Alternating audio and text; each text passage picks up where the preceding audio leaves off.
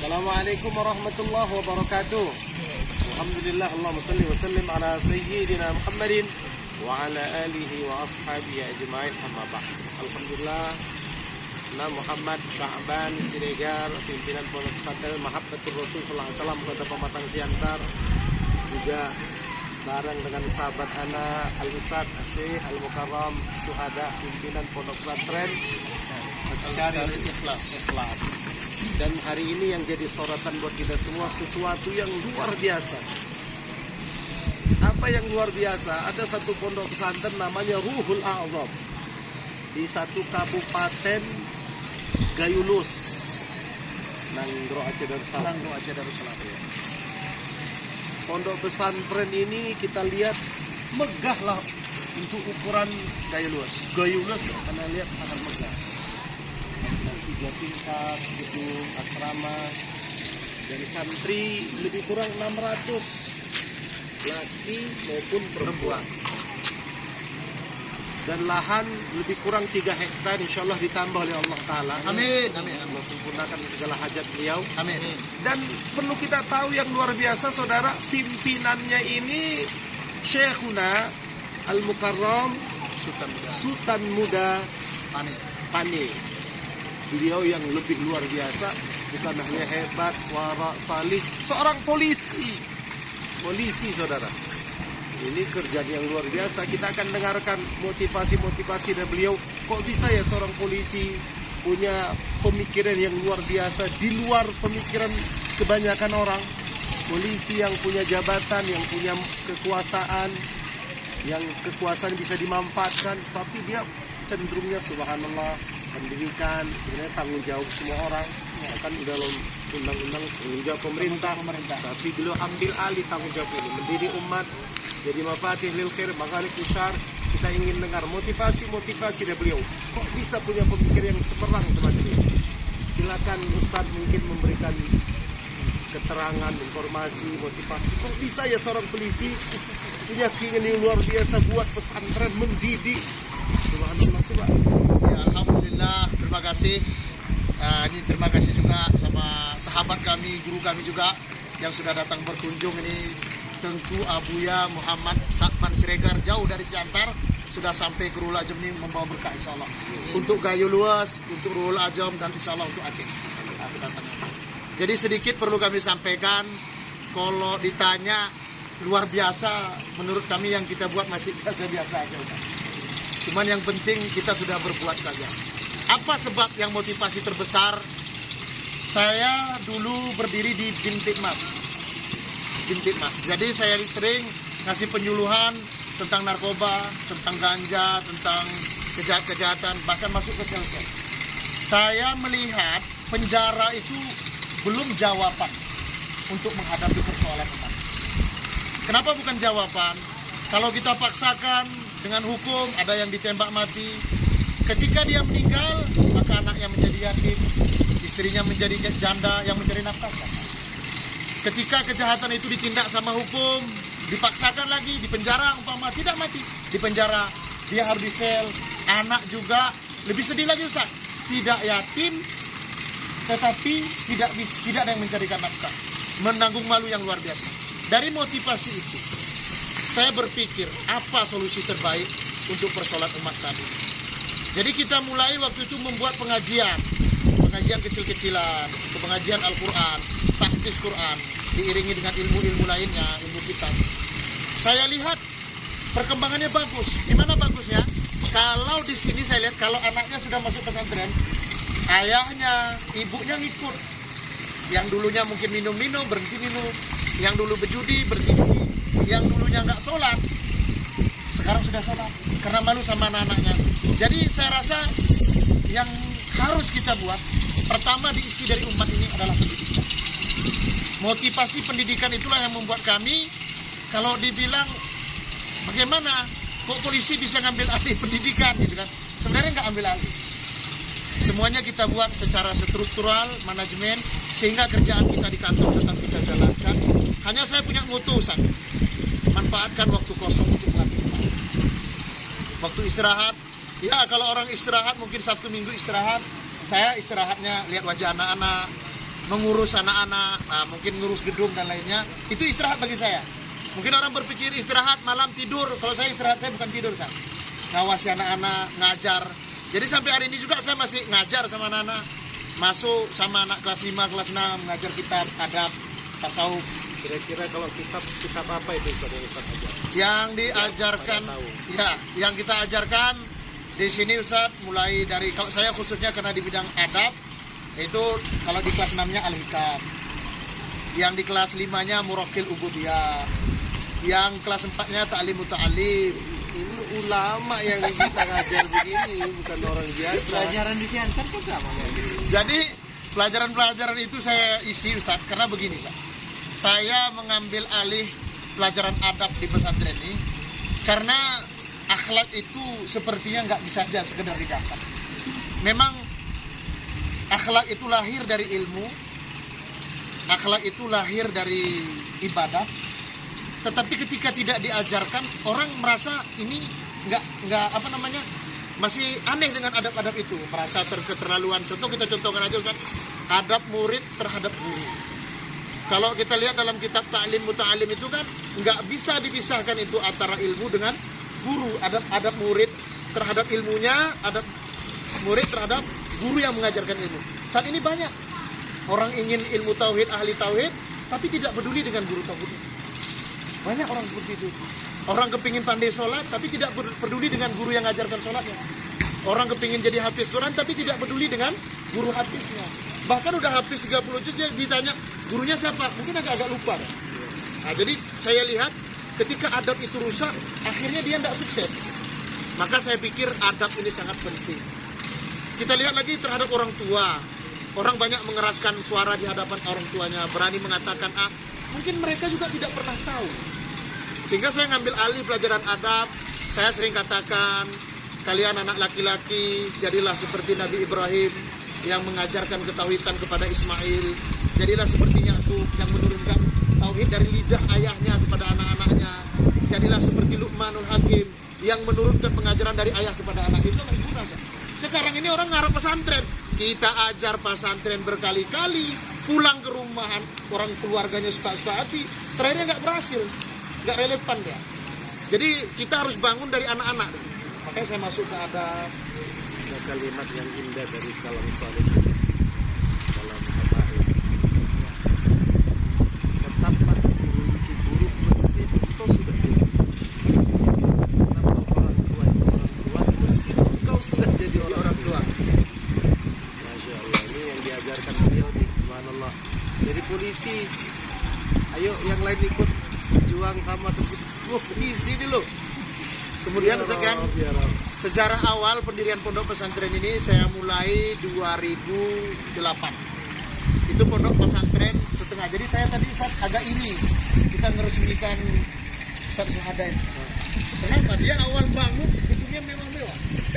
Anda gak cerita. Iya. Agak iri saya sikit kali saya iri juga. Bukan saingan. Mitra.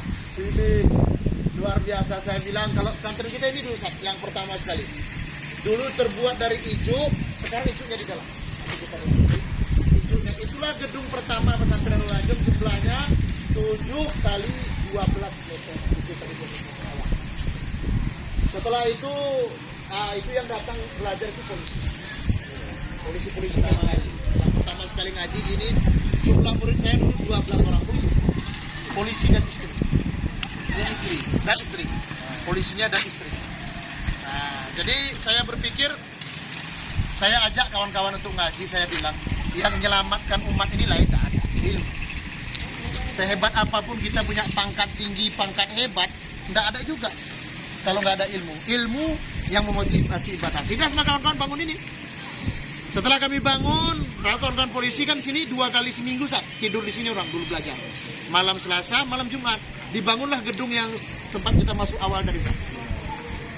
Itu dulu dengan gotong royong. Nah, kayu hutannya kita ambil dari Pungke, gotong royong. Disitulah motivasi itu bertambah kencang. Karena saat gotong royong itu ada jamaah kita yang meninggal dunia.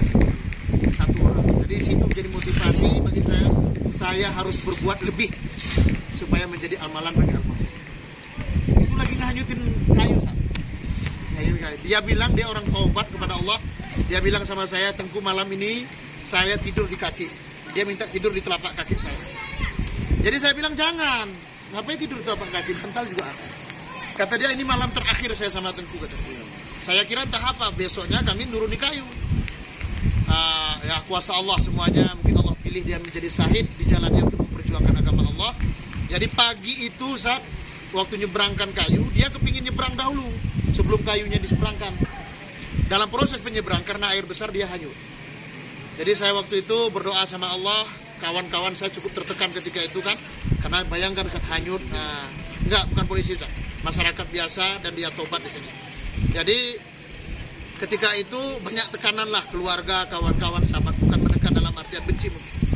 Yang mungkin ya, kalau kau nggak ajak dia, mungkin dia tidak meninggal gitu kira-kira. Jadi saya angkat tangan saya di suatu tempat, saya bilang, ya Allah, kalau memang jamaah ini syahid, ya Allah, kalau dia syahid, tolong besok jangan bengkak perutnya. Karena kalau hanyut kan tidak mungkin tidak bengkak. Saya umumkan sama kawan-kawan semuanya, dia syahid. Jika dia syahid besok, perutnya tidak bengkak. Waktu itu kawan-kawan saya udah takut, Ustaz. Karena itu kan motivasi konyol lah. Orang hanyut nggak bengkak perut kan nggak mungkin. Buat statement. Karena saya yakin dengan pertolongan Allah. Yakin kali saya dia itu syahid. Ketika itu dijumpa pas di tempat saya doakan, Ustaz. Alhamdulillah, di situ rupanya perutnya tidak bengkak. Dan ikut kami mandikan di pesantren ini.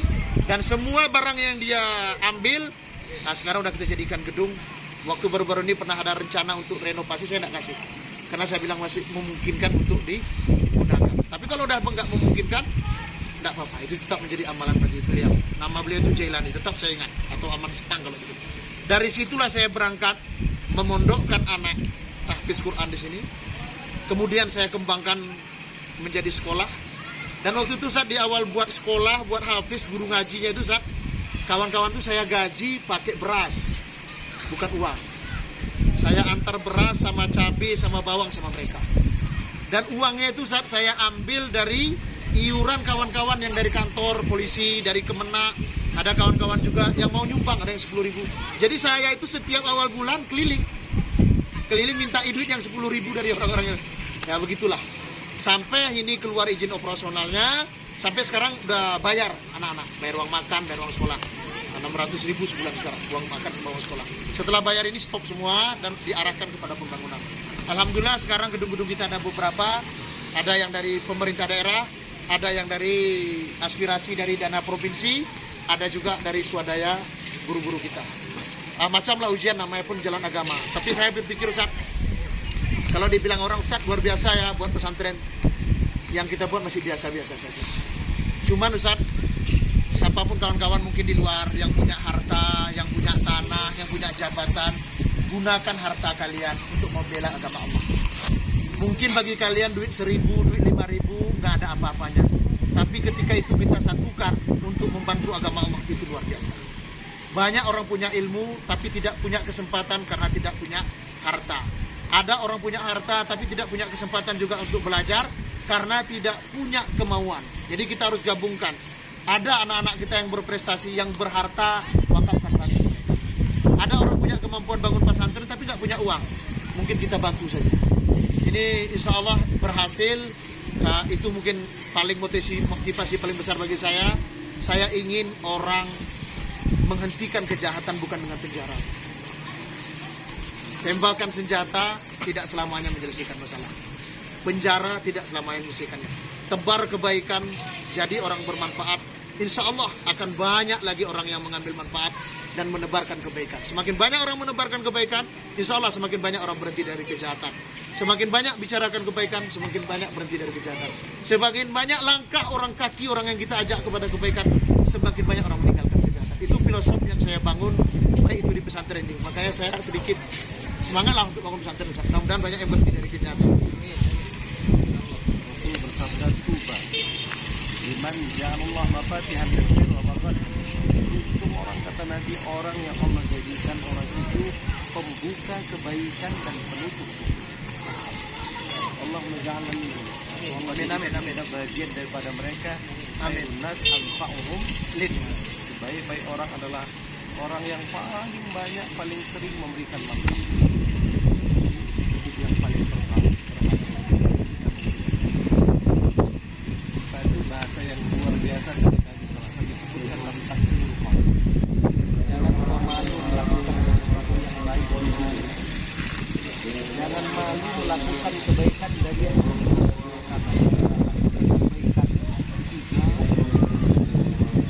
orang melakukan sedikit seperti antum bilang tadi, bantu 10.000, 5.000, sedikit kali kita bantu.